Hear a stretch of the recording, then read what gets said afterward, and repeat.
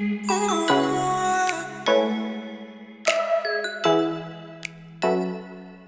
welcome back to another episode of God Questions. Honest Answers. I'm Ross, he's Mark, and we're together with you on this journey of answering good God questions with our honest answers. Yes, sir. Today's question is, how should Christians dress up going to church? Mm-hmm. I think that's a topically relevant question Great today. question. It's great. I wore a collared shirt for this question. Wow, and I didn't. And that might show you our views, but stick around. We're going to tell you about it. Yes. So anyways, on this episode, Mark, we always like to start a little light. Right. So Fun, part of my awesome question questions. is, what's your favorite candy? Favorite candy? And let's preface this that I am actually going to put a vote in that I think it's Nerds. What's it called? Nerds Bites. Nerd Bites, something like that. You definitely ate more in our meeting than me. No, I don't think so either. 'Cause I we were counted. in a meeting recently, Mark and I happened to share with him some of these Nerd Gummy Bites, Nerd Bites. You can look them up on Walmart, I'm sure they're there. Yeah. And he ate probably half the can. I have this little, it's not a can, it's like a little box. Yeah. I only ate I ate the other half, but still, you ate a lot. And I was like, man, this might be his favorite candy. So anyways, I'm just kidding. He didn't eat that many, but No. what's your favorite candy? My favorite And is it something candy? like that? I feel like it has to be. Well, to be honest, I like candy. Oh, really? More, and I say that I never guessed. I like, and I say that I like candy more than chocolate, right? So candy is my, I like sweets, yeah, for sure, but I would choose candy over chocolate. Okay. So what's your favorite? My candy? favorite candy is cherry sours. Oh, I knew that. Those are good. Those are so Good. There are none currently in my desk. Ooh, we got to make it. But if you'd like to send them to mark@ehope.org, Yeah, I don't know how you do that, but just email him a picture, and that's what he'll get. My favorite candy, Reese's peanut butter cups, man. I know they have the 7 deadly ingredients, I'm sure, in there that aren't good for you, but they're good for me. So yeah. For anyone watching, you can just tell from the looks of us, we like candy. we're telling the truth. And if you're not watching, just picture 2 largest guys who like candy. That's us. That is probably somebody could meet me "Hi, I'm Mark." They're you like candy? Yeah. Yeah, I do. Yeah, but you're a football player growing up. I was a wrestler. Makes sense. Our bodies are made for those things. For candy? Yes. Yes. Okay. Anyways, all right. continuing. How should Christians dress up at church? So, hey, maybe you're on this journey with us. You don't attend church week by week. That's okay. You're with us here listening, and I'm glad you're here. Mm-hmm. Maybe you're listening and you go to church every single weekend. I think this question hits both because for someone who doesn't attend, you might be curious. For those who do attend, they might be wondering, how should I dress up? Right. And so maybe we can start with some cultural relevance here and now. Okay. And then we kind of go back to some biblical times then. And then we start to just address some traditions we think of and things like that. So yeah, maybe I'll start with here. You want to start with here and now? Or sure. Let's start here and now. Okay. Let's do that. Let's do it. Here we are. No. Here we are right now. Okay. So in our culture today, especially in modern America, North America, we generally, most churches I know of are mostly come as you are. Come how you feel comfortable to dress and things of that nature, most. With some reserving effort to say, we would love for you to dress in this certain way. Right. Most of the time, any church you visit, the moment you walk in, you'll probably notice that off the bat. So you'll notice if it's a church that says come as you are, they might be saying that. They might be inviting that on their website. Or if they're a church that rather just prefers something like a suit and tie or nicer clothing, you would see that immediately too. But I think in the here and now, the interesting part is we have abundance of clothing. If we think of it, we have the ability to have different sets of clothing for different events. Even to the bare minimum, if you have just a few sets of clothing, you are fortunate. We're fortunate to have that in the United States, generally many people. So I think it's like that cultural context too, that we have the ability to dress the way we want typically. Right.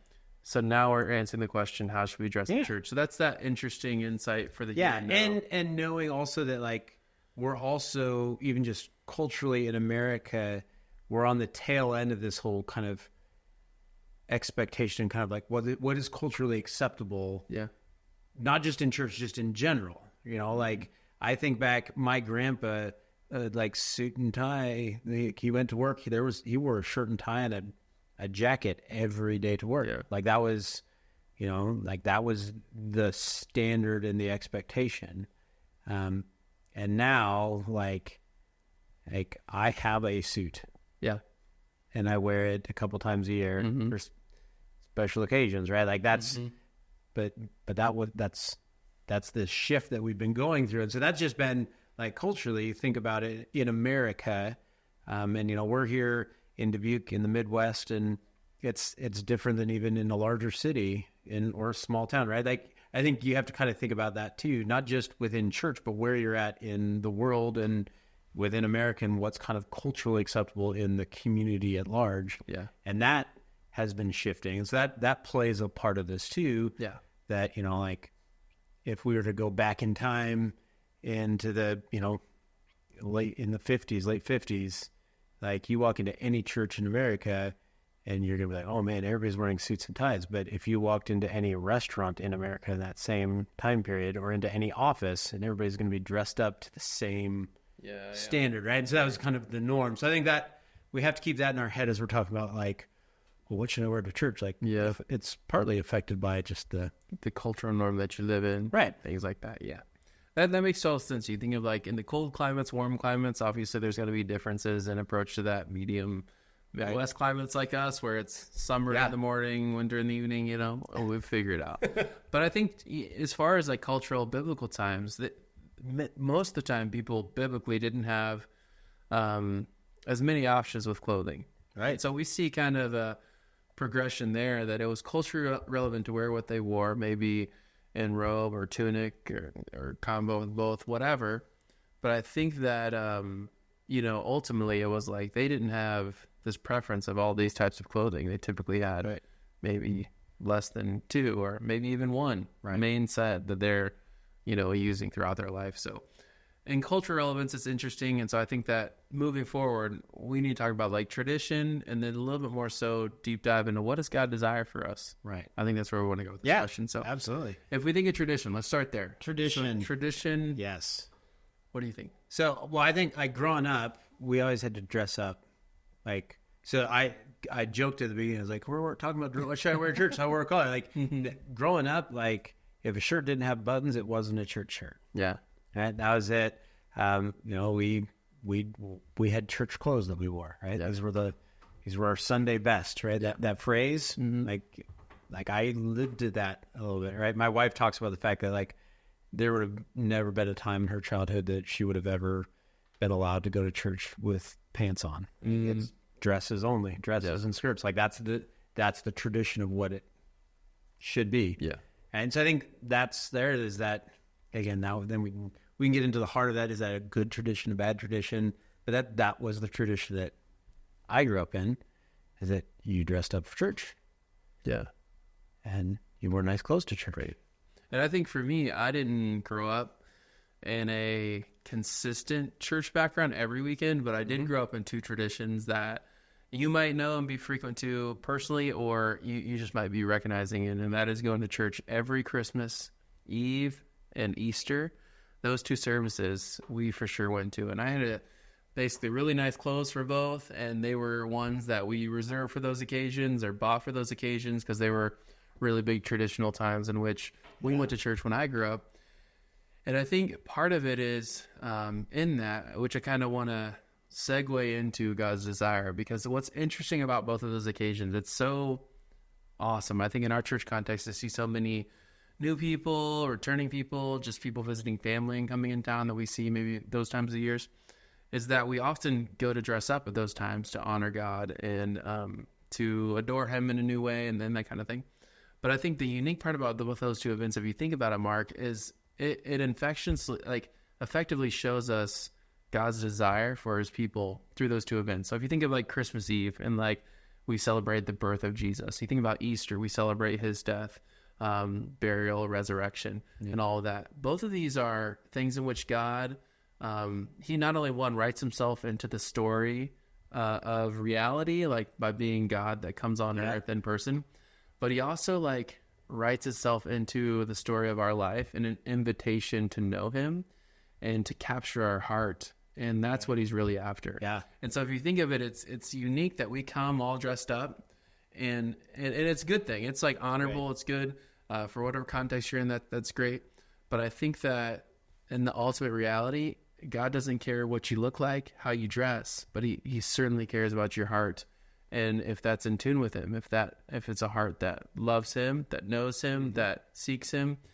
And of course that then just changes everything. So I think that's the unique part about those traditions that I think show that willingness for people when they come and dress up. And I would encourage you to continue to dress how you feel fitting in those occasions. Like that's a great honorable thing, but to recognize it's more than just dressing up. It's God inviting me into this heart change, into this, this true tugging at my heart to know him more, to like encounter him more. And that could be for someone who's been following Jesus for years. If you're curious about the walk with Christ and what that looks like, that's for you. It's everyone on the spectrum. Right. Those moments are times where Jesus draws us closer to him, where we draw closer to him too, and in that way.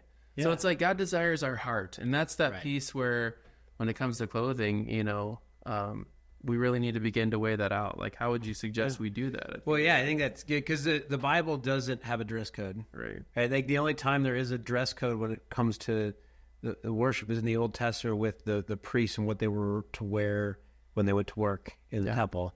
And as we know, the Bible, like that Jesus came and fulfilled that, and so that law doesn't apply to us in the same way. Yeah. So there isn't a like, okay, so now as followers of Jesus, when you get together, this is how you should dress. So there's no dress code. Yeah. And so it's about heart, a posture of the heart. And so I think that's what he cares about. And so there is, I think in the only things the Bible does tell us, when you read in the New Testament, the dress code is, well, in 1 Peter 5, we're told to put on humility. In Ephesians chapter 6, we're told to put on the armor of God.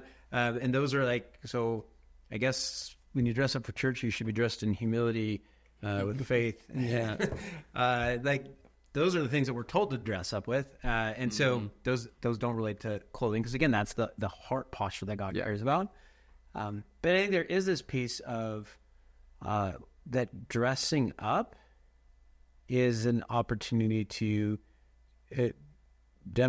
show respect and honor. Right. And so when I think about that, for me personally, when I like go on a date with Emily, like I dress up. I would rather wear uncomfortable clothes to try to look as a way to honor, respect her. And in the same way, not that I'm saying find the most uncomfortable clothes you can wear and go to church. Yeah. But there is a piece of like wanting to, like, present myself to God, right? Like when I go to church, I'm going to gather with God's people to worship the creator of the universe. And primarily God's worried about my heart. He's not like, oh, he didn't wear enough buttons on that shirt. Like that's not what God's counting buttons to see if our worship is worthwhile. Yeah. He cares about our heart, but there is an aspect that like I can demonstrate that, right? Like there's so much of our faith that we do outwardly shows our heart. Yeah. And so could I come to church in, like, let's say I was driving here and my truck breaks down, which it could at any point, right? My truck breaks down and I try to get it running. By the time I get it running and get to church, I'm sweaty and I'm covered in grease. Like, would it be acceptable for me to walk into church and be like, I made it. I'm here. I'm 5 minutes late, but I'm here. Like, is God going to care that I came in dirty? Like, no. Like, if my heart is right? If I'm like coming in covered in grease, like, I can do whatever I want here. Like, that shows a heart that doesn't care. Yeah. Right.